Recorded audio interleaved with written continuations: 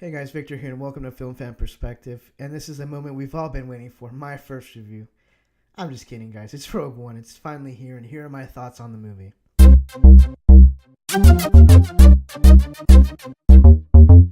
So the first question people ask is always, was this better than The Force Awakens? And personally, for my taste, Force Awakens was a little bit better.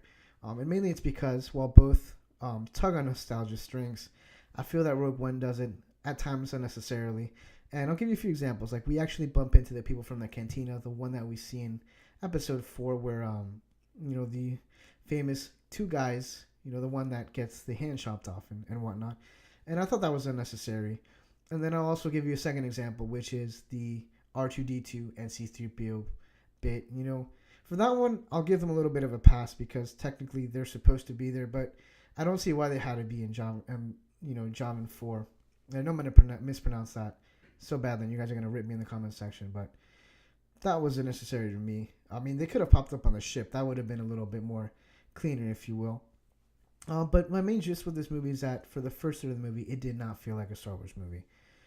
It did not to me. My eyes told me, Victor, this looks like a Star Wars movie, but I didn't feel it in here that it was a Star Wars movie until maybe the, second, third, when it picks up. When we get that scene where Gina addresses the council, or not council, but the Rebel Alliance, and she gives that famous line that rebellions are built on hope. That's when I was 100% in on the movie, and it was great from then on there.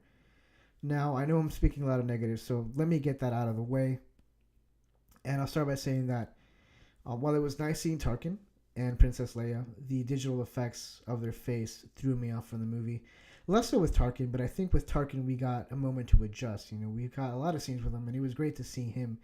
And when you think about it, he had to be in the movie. He was integral to this moment in time, and I think we got to adjust to the digital effects of his face because we got to see him more.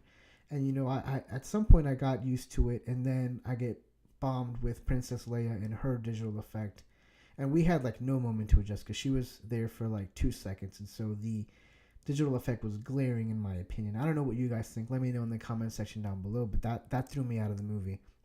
And then besides that, I think those are the negatives. Those are my nitpicky things. Because I'll be honest, I actually liked the movie. I overhyped it in my head, and it didn't reach those expectations. But I'm not gonna say this was a bad movie. And going on that note, let's go to the positives. And the positives, the first one I will say are the musical cues.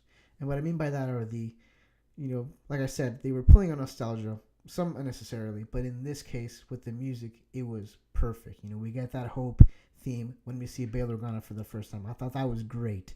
That added to the moment in that film. And speaking about adding moments to the film, when we hear the Imperial March, the Darth Vader theme, if you will, when we see Darth Vader for the first time, granted, it was differently arranged. It was at a slower tempo, but still, that moment is still ingrained in my head when I see it. And my God, it's amazing, guys. Besides that, the action itself was great. For a film saga that is called Star Wars, there's not much war aspect to it when you really think about it. We get certain, space scenes, but is that really considered a war, guys? I don't know. The best probably out of the original, or the sagas themselves, is probably The Phantom Menace, and that's kind of a shame. And I know I'm going to get ripped for that in the comment section, but I think that's probably the closest to war that we've actually seen. Because, we don't count Clone Wars or the Attack of the Clones. What did they attack anyways? We don't know. But anyways, this film in itself, they promised us a warm film, and you get a freaking war film. And speaking about war, there's going to be casualties, obviously. And for the most part, and this is why I guess I'll put the spoiler alert somewhere at the beginning of this movie, everyone dies, guys. Everyone dies, and I think everyone has a suitable death. It was an honorable death. You feel for these characters. I know some people have criticized that they don't feel for these characters. They're not as invested as they are, but I actually was, to be quite honest. Everyone gets a suitable death, except maybe for Saw Gerrera, and I was a little underwhelmed by the way they used him. And for those of you casual fans, you probably are okay with it, but for you diehard fans, I don't consider myself a diehard fan. I consider myself maybe like a moderate fan. But even I know what Saw Gerrera has meant, to the rebellion. And to see him go out the way he did, quite honestly, I was really disappointed. The best part of this film, I would say, is the anticipation. And we've been waiting for this for a while. We've been waiting for a kick-ass Vader, and we get him. Granted, for a few scenes, just maybe one fight scene and one intro scene. But that one fight scene alone was amazing.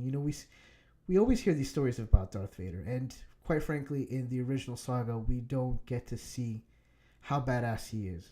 Because in the episode 4, A New Hope, he's already a little clunky. He moves really slow, and it's for the suit. It's the suit's fault.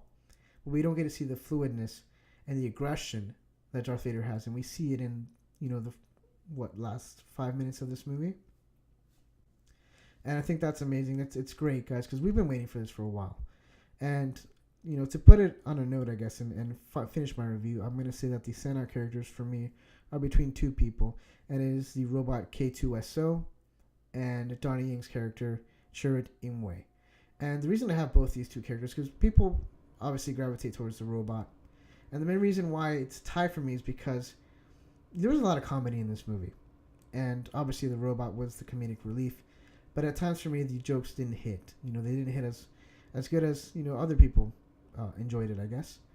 And, we have this character who understands the Force, and he has probably the most quotable line in the movie, which is, I am one with the Force is one with me, or something to that extent. And I think those are the two characters that will probably make an impact for most of these people watching the movie. Anyway, guys, this is it for my review. Thank you for watching, and I hope you liked it. If you'd like to give it a thumbs up, subscribe to my channel if you want to see more. And until next time, guys, peace out.